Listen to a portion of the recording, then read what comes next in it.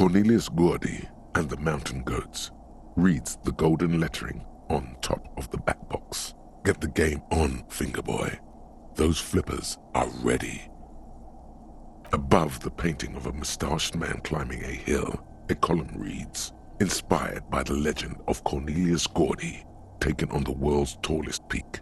The theme of the game is to explore Gordy's climb through the perspective of goats. The peak of the mountain is at the top of the playfield. Areas around the playfield represent Gordy's climb, places he was said to have camped, which, indeed, think of them as balls.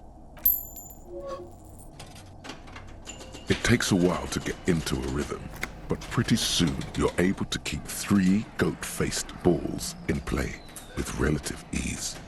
Go, go, Fingerboy. I feel sorry for the goats. If they only knew the kind of guy old Cornelius really was. The kind of a guy who uses the word savages a lot when recounting his travels. An avid huntsman too. He was often photographed in his dining hall, surrounded by wall.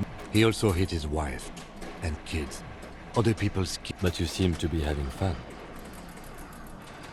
Your game is definitely improving. The jolly goats are flying all over the board, and although a few plummet to their deaths, you're never left with less than 3. Suddenly, a special passage leading to the summit slides open at the top of the board. This is where the balls need to go. Maneuvering a goat ball into a position for a perfect hit isn't easy. More fall to their deaths.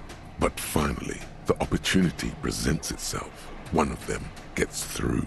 The words "Pale Rupture" light up on the speaker panel, and the machine starts filling with a thick, milky fog. Something's happening. Congratulations. This is where the game ends. It's a cheap way of getting more money out of the players. A stupid, nihilistic finale. There's so much fog, you can barely see anything. Some is actually leaking out of the machine, and one by one, your goats start slipping, disappearing into the milky nothingness. Lucky goats.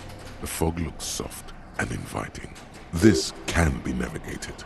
The balls leave almost imperceptible disruptions in the fog. Use them to calculate where they hit next. The amount of focus it takes to predict when a ball goat is in striking range is staggering, but it can be done. Focus. You're down to your last goat, going mostly by sound. Eyes are useless at this point, but that goat is something special. 5 times you snatch him back from the jaws of death. I am. I've seen it before. Played it too. You will eventually make a mistake and then it's all over.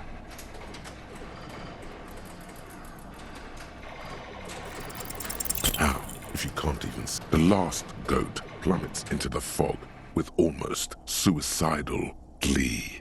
It killed itself to spite you. There goes nothing, Fingerboy.